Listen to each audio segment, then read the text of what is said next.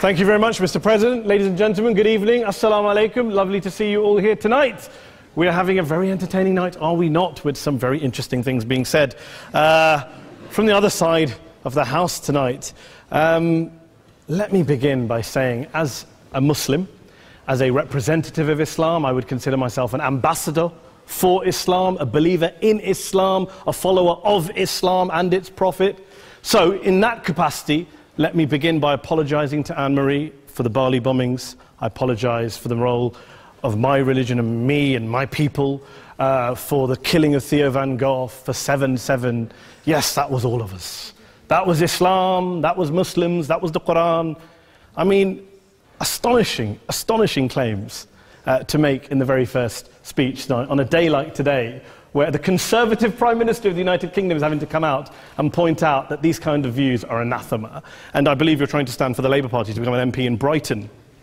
If you do, and you make these comments, I'm guessing you'll have the whip withdrawn from you, but then again, UKIP's on the rise, they'll take you, the BNP, they might have something to say about your views. This is what Mehdi Hassan always does. By the way, just on a factual point, since we heard a lot about the second speaker, about how backward we Muslims all are, on a factual point, you said that Islam was born in Saudi Arabia. Islam was born in 610 AD. Saudi Arabia was born in 1932 AD. So you were only 1,322 years off. Not bad? Not bad start there. Talking of maths, by the way, a man named Al-Khwarizmi was one of the greatest mathematicians of all time, a Muslim, worked in the golden age of Islam.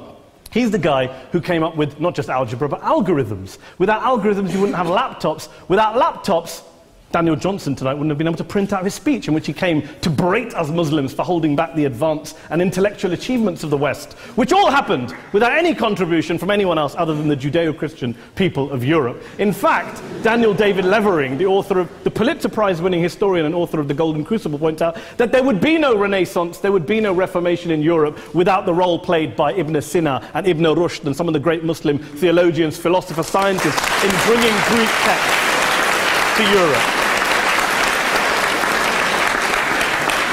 As for this being our university, I will leave that to the imagination as to who is our and who is there.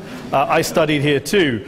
An astonishing set of speeches so far making this case tonight. A mixture of just cherry-picked quotes, facts and figures, self-serving, selective, a farrago of distortions, misrepresentations, misinterpretations, misquotations. Daniel talked about my article in the New Statesman, which got me a lot of flack, where I talked about the anti-Semitism that is prevalent in some parts of the Muslim community, which indeed it is. Of course, I didn't say in that piece that it was caused by the religion of Islam. In fact, modern anti-Semitism in the Middle East was imported from, finish the sentence, Judeo-Christian Europe, where I believe some certainly bad things happened to the Jewish people. In fact, Tom Friedman, Jewish-American columnist in the New York Times, told me in this very chamber last week that he believed, had Muslims been running Europe in the 1940s, 6 million extra Jews would still be alive today. So I'm not going to take lessons in anti-Semitism from someone who's here to defend the Judeo-Christian values of a continent that murdered 6 million Jews. Moving swiftly on. Yes. Absolutely. Well, I'm about to make that point. No, I'm about to make that point. You're right. I agree with you. I agree with you 110%. That is my point. I don't think Europe is evil or bad. I'm a very proud European. I don't want to judge Europe on that basis, but if we're going to play this gutter game where we pull out the Bali bombing and we pull out examples of anti-Semitism in the Islamic community, then of course I'm going to come back and say, well, hold on. I mean, look, let's be very clear. Daniel here was a last-minute replacement for Douglas Murray, who had to pull out. And Douglas and I have a well-documented differences, but to be fair to Douglas, as to be fair to Anne-Marie and to Peter, atheists. Atheists see all religions as evil, violent, threatening. What the problem I have with Daniel's speech is that Daniel comes here to run this robust defense of Christianity, forgetting that his fellow Christians, people who said they were acting in the name of Jesus, gave us the Crusades, the Spanish Inquisition, the anti-Jewish pogroms, European colonialism in Africa and Asia, the Lord's Resistance Army in Uganda, not to mention countless arson and bomb attacks on abortion clinics in the United States of America to this very day. I would like a little bit of humility from Daniel first before he begins lecturing other communities and other faiths on violence, terror and intolerance. But, no thank you. Some water. But I would say this, to address the gentleman's very valid point here, I'm not going to play that game.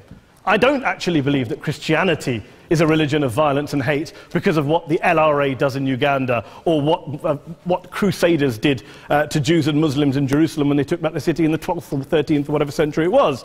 I believe that Christianity, like Islam, like pretty much every mainstream religion, is based on love and compassion and faith. I do follow a religion in which 113 out of the 114 chapters of the Quran begins by introducing the God of Islam as a God of mercy and compassion. I would not have it any other way. I don't follow a religion which introduces my God to me as a God of war, as some kind of Greek God of wrath, as a God of hate and injustice. Not at all. As Adam pointed out, you go through the Quran and you see the mercy and the love and the justice. And yes, you have verses that refer to warfare and violence. Of course it does. This is not a motion about pacifism. I'm not here to argue that Islam is a pacifistic faith. It is not.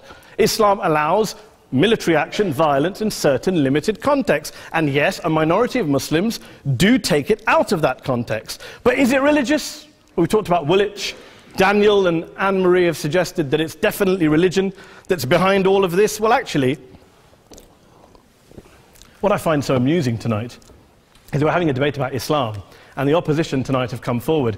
We have a graduate in law, a graduate in modern history, a graduate in chemistry. And, you know, I admire all of their intellects and their abilities, but we don't have anyone who's actually an expert on Islam, a scholar of Islam, a historian of Islam, a speaker of Arabic, even a terrorism expert or a security expert or a pollster, let alone to talk about what Muslims believe or think. Instead, we have people coming here, putting forward these views, putting forward these sweeping opinions. Listen to Professor Robert Pape of the University of Chicago, one of America's leading terrorism experts, who, unlike our esteemed opposition tonight, studied every single case of suicide terrorism between 1980 and 2005, 315 cases in total. And he concluded, and I quote, "There is little connection between suicide terrorism and Islamic fundamentalism or any of the world's religions. Rather, what nearly all suicide terrorist attacks have in common is a specific secular and strategic goal to compel modern democracies to withdraw military forces from territory that the terrorists consider to be their homeland." And the irony is, when we talk about terrorism, the irony is that the opposition and the Muslim terrorists, the Al-Qaeda types, actually have one thing in common. Because they both believe that Islam is a warlike, violent religion. They both agree on that. They have everything in common. Osama bin Laden would be nodding along to everything he's heard tonight from the opposition side. He agrees with them. The problem is that mainstream Muslims don't. The majority of Muslims around the world don't.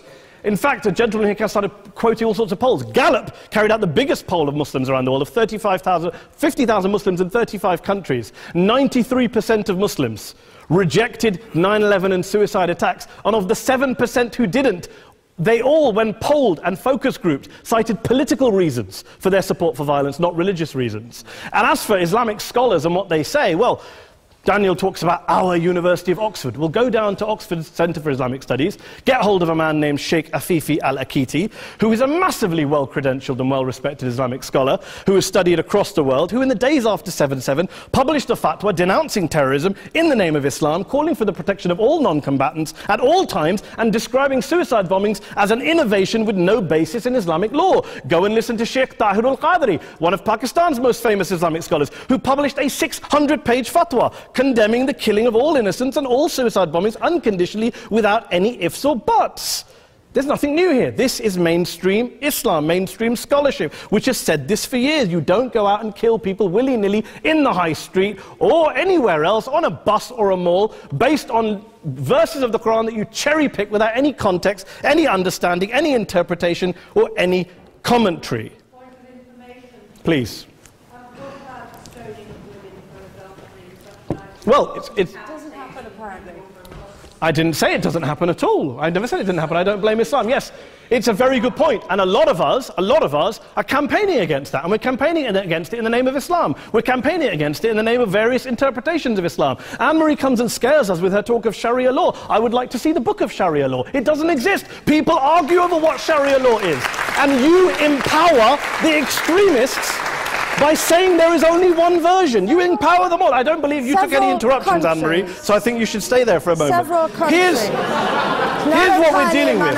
Here's what we're dealing with. I took your point. Here we are dealing with a 1400-year-old global religion followed by 1.6 billion people in every corner of the world, a quarter of humanity, of all backgrounds, cultures, ethnicities. And yet the opposition tonight wants to generalize, stereotype, smear in order to desperately win this debate.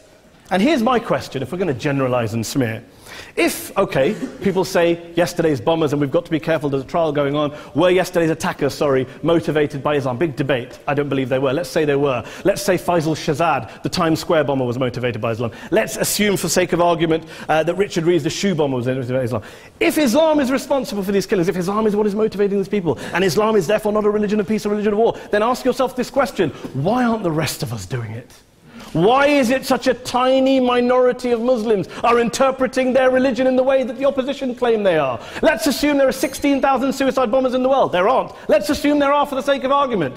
That's 0.001% of the Muslim population globally. What about the other 99.99% of Muslims who the opposition tonight either ignore or smear? The reality is that the rest of us aren't blowing ourselves up tonight. The reality is that the opposition came here tonight not worried about the fact that me and Adam might pull open our jackets and blow ourselves up tonight because we're followers of a warlike warrior religion which wants to take over Europe and Daniel's university. The issue is this. The issue is this. Unless the opposition can tell us tonight, and Peter Atkins is here, one of our great atheist intellectuals, can tell us tonight, they can answer this question tonight: why don't the vast majority of Muslims around the world behave as violently and aggressively as a tiny minority of politically motivated extremists? Then they might as well give up and stop pretending they have anything relevant to say about Islam or Muslims as a whole. Ladies and gentlemen, let me just say this to you. Think about what the opposite of this motion is. If you vote no tonight, think about what you're saying the opposite of this motion is. That Islam isn't a religion of peace, it's a religion of war, of violence, of terror, of aggression. That the people who follow Islam, me, my wife, my retired parents, my 6-year-old child, that 1.8 million of your fellow British residents and citizens, that 1.6 billion people across the world, your fellow human beings, are all followers, promoters, believers in a religion of violence. Do you really think that? Do you really believe that to be the case? They say that in the Oxford Union, the most famous debate was in 1933 when Adolf Hitler looked out for the result of the King and Country motion, where they voted against fighting for king and country, and Hitler was listening out for the result. Well, tonight, 80 years on, there are two groups of people around the world who I would argue are waiting for the result of tonight's vote. There are the millions of peaceful, non-violent, law-abiding Muslims both in the UK, Europe, Asia, Africa and beyond, who see Islam as the source of their identity, as a source of spiritual fulfillment, of hope, of solace. And there are the phobes, the haters, the bigots out there who want to push the clash of civilizations, who want to divide all of us into them and us and ours and their. Ladies and gentlemen, I urge you all not to fuel the arguments of the phobes and bigots. Don't legitimize their divisions. Don't legitimize their hate. Trust those Muslims who you know, who you've met, who you hear, who don't believe in violence, who do want you to hear the peaceful message of the Quran as they believe it to be taught to the majority of Muslims, the Islam of peace and compassion and mercy, the Islam of the Quran, not of Al-Qaeda. Ladies and gentlemen, I beg to propose this motion to the House. I urge you to vote yes tonight. Thank you very much for your time.